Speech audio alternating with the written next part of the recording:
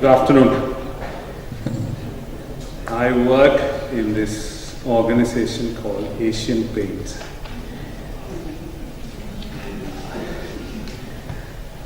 I do not have the kind of bandwidth in technology and the solutions that have been offered and the kind of experience that have been shared both at Saba or at ING.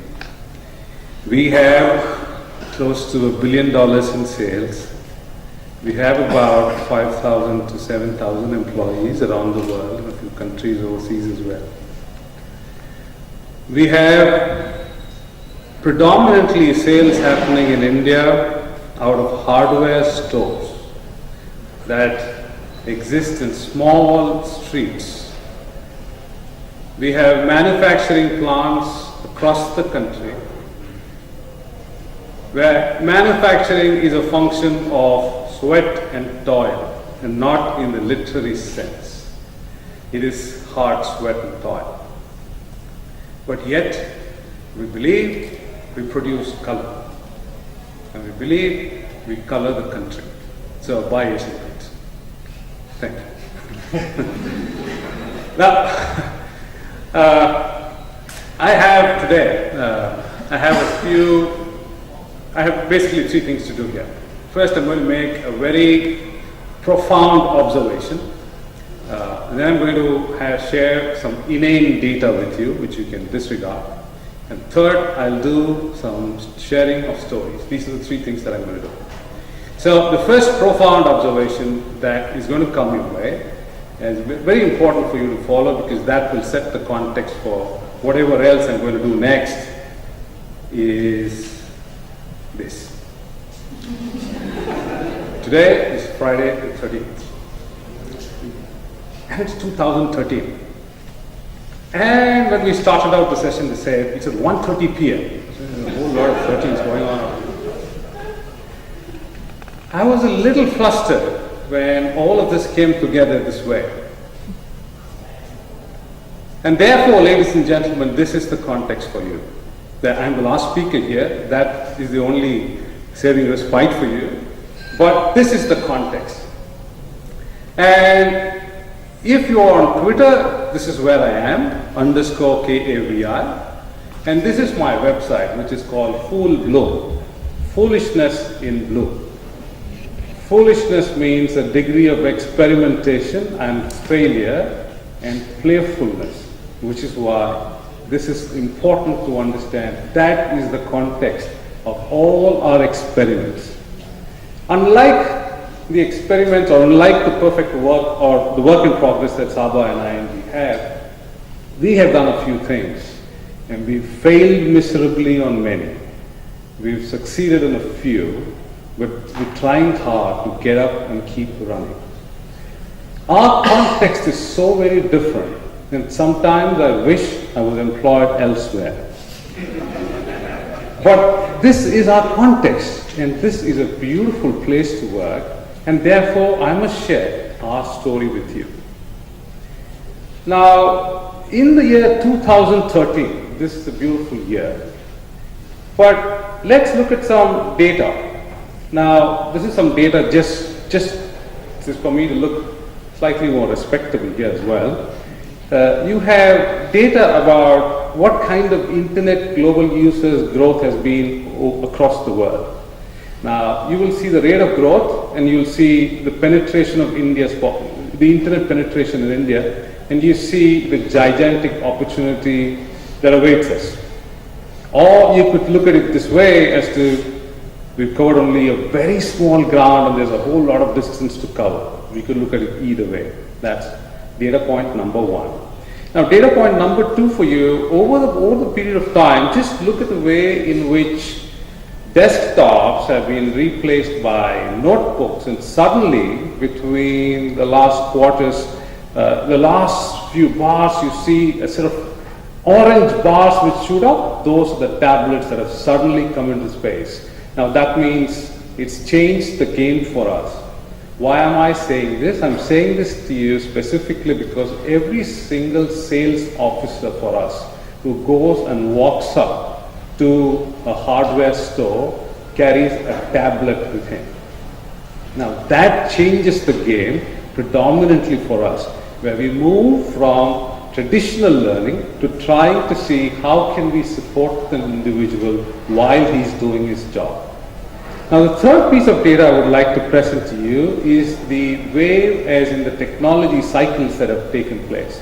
Now you look at the way in which it took almost a decade, almost a good decade for mainframe computing to give way to desktop computing. But it's hardly taking a few years for technologies to collapse between them and providing us with opportunities for us to scale tremendously. At the same time, it's huge disruption for our traditional ways of thought. And that is something that I would like to park with you. We'll come back to this point a little while later. But the most important point is it's a disruption of the way things have been for a long, long time. In the 1990s, this was an interesting snap for me, which was a comparison between what is happening. If there was a concert in the 90s, you would see a whole heap of hands up there.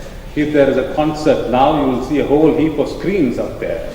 Everybody wants to click a picture and capture the moment, but there are very few who are in the moment.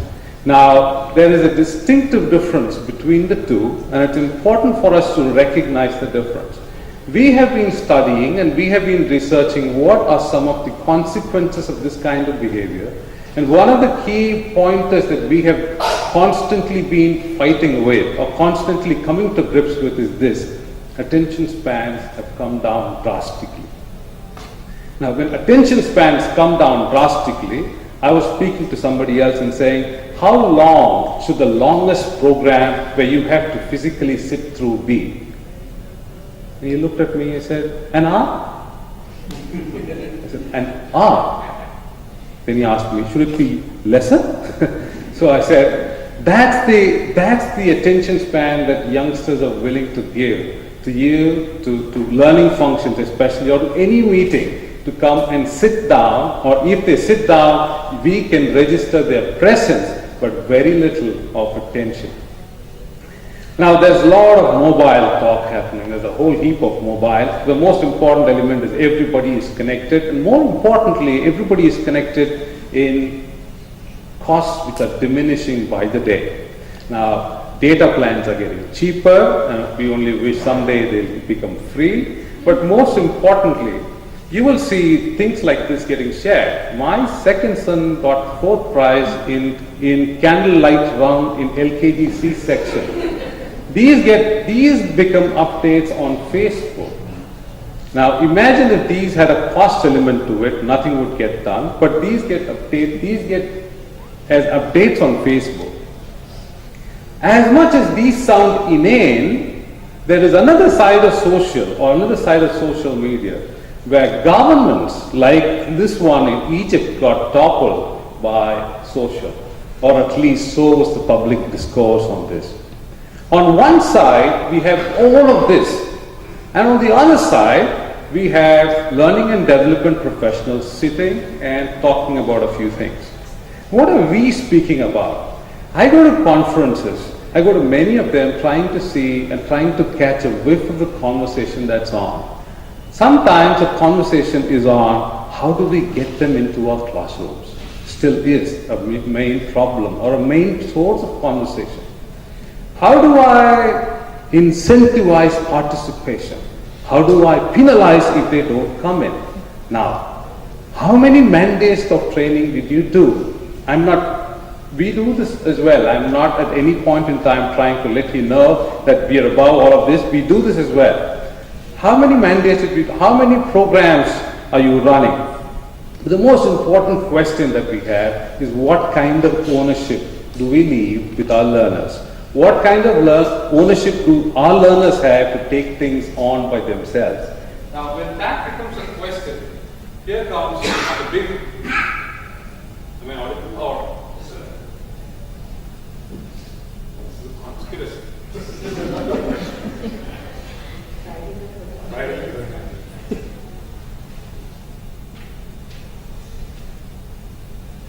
Do I continue?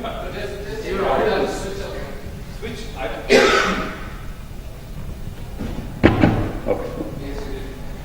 I did do something. Yes. Okay, so measurement is a big problem. We did hear something about docking salaries, which kind of, if you don't do the program, your performance appraisal will not be done. We will not pay you. These kinds of things are very disconcerting for me, but on the one side you have governments on the dock, on the other side we're talking about docking salaries. Now, this is a very dichotomous experience for all of us, and we must remember we live in 2013. Many years ago, there was this wonderful book called the Cluetrain Manifesto. I wonder if any of you have read that book, or if you haven't, maybe you should. They attempted to talk about what comes in social. Now, we tried defining what this animal called social was. We had a very interesting conversation with all our learning folks and our business guys. And what is social? And we tried getting a handle on it. And we got a few words to describe social. First of all, social means it is inclusive. It includes everybody. Number two, social meant everybody had a voice. Inclusion both by voice as well as participation. Number three, it was dynamic, as in there wasn't one taken stance and it wasn't going to be stuck on for long. Number four, everybody had choice. Number five, there was a spirit of play. Number six, the most important thing, everything happened and was ensconced in this big word called community. Now, all of this led us to think inclusive, voice, dynamic, choice, play, and community. And then we realized that social meant social in the real sense social was more important in the phrase social media than media. In more cases than one, our focus tended to be in our case on media and on the technologies that went with it. We believe that social is a way of being and not necessarily a way of doing. When we believe that this is the way to be, we can bypass a whole heap of things and do a variety of things far better than being inhibited by technology or anything else. Now, I'm going to share with you one little anecdote or one little phrase from the Cluetrain Manifesto. I'm going to go straight into my stories. The Cluetrain Manifesto had various facets to it, but one thing stood out for me and still stands out. And that phrase was, markets are conversations. Now, if only we are able to mine all the conversations, like what Gaurav was saying earlier, if only we are able to mine all conversations that are happening in our ecosystems, we will be far, far better off. And we realized that, and we realized we should not be, and we need not be bound by technology or the lack of it. And if we want to, and if we choose to mine conversations across, we could. I'm going to give you 5 stories from now on, just to see how we blended both technology and non-technology options. The first one is, I'm going to share with you about existing processes. Now, all of us do learning needs identification, all of us do a variety of things, including learning design, measurement. For us in Asian Paints, all of this is done including all stakeholders. That means if somebody wants to go through a program, the program will not happen, or a learning intervention for him or her will not happen without conversation with him, with his set of managers, with his set of stakeholders, and a sponsor. A conversation as in a series of calls saying, what did you want? Assume that I opted for a particular ability that I wanted to have at the end of the year. I had to go through a series of conversations around what did I mean by this particular ability. And I say this, and then my managers are called in for another meeting saying, what do you mean by this? What do you want to see at the end of the year? These are important conversations that are had. The learners themselves participate in the program design process. It's not limited to learning and development alone. And most importantly, learners and their managers decide how it should be measured. It's not about learning and development deciding how it needs to be measured. Learners, stakeholders, everybody decides how it needs to be measured. The second story that I want to give you quickly is about Mr. P.M. Murthy. We used to call him PMM. He was the CEO of our organization. He was the organization CEO for 30 plus years. Now, he was in the organization for 30 plus years. When he retired, he was the CEO. When he retired, we asked him to do one thing for us. We said, you must write about your experiences in the organization. And he wrote a series of blog posts. And one of those blog posts goes like this. It says, as I prepare to retire again, all of this gets captured. Now, one aspect is for all of this to get captured, but the other aspect is for this to get used. This is part of standard induction modules now. As if somebody comes into the organization at any point in time, they necessarily have to go through those blogs, understand a few things. They understand, so he's written about the troubled times that the company went through, he's written about the times when there was a strike, when there was a lockout, all of those things from an earlier era, which youngsters who come from campus these days cannot connect to. And suddenly you see an organization which does not have plenty, but has gone through a journey. Those journeys and depiction of those journeys were important to us. And it's important for us to share such blogs, internally written, continuously. Now, the third story that I wanted to share with you are a series of learning communities that have been created internally. Now, there are gentlemen sitting out here who have put together these kinds of communities internally. Now, what this means is these are communities which are run by the learning team but necessarily owned by learners. So if I was going through a path to pick up a skill, I am enrolled into a community. So for instance, if I'm picking up something around being a better negotiator, I'm enrolled into a community of people who are going through that experience. Now I will just give you an example of somebody who, for instance, let's say, somebody who wants to get better communication skills, and you, for lack of better examples and for brevity sake, let's assume that we teach them how to say good morning properly in a class. Just the simplest of examples.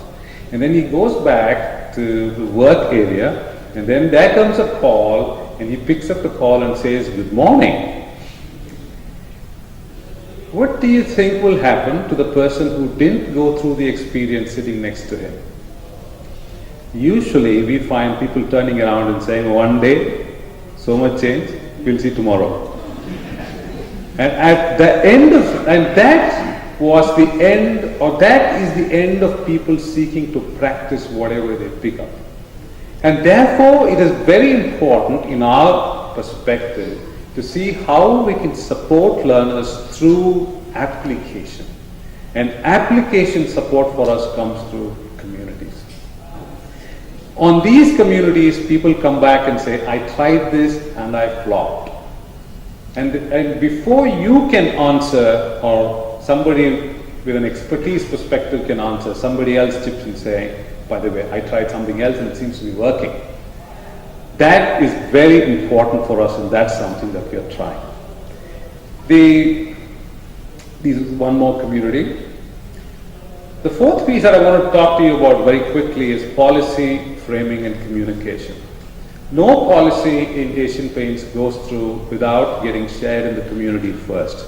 That means if I'm making a leave policy, something which is very close to people's heart, a draft of the policy is made and put up on the community. And people can respond to that And when we did that the last time around, you had many people coming back and saying this does not work for us for ABC reasons. And that became extremely important for us for certain changes to get effective. But most importantly, when we did get to launch whatever we did launch the leave policy finally on, the most important thing that happened was there was no opposition to it.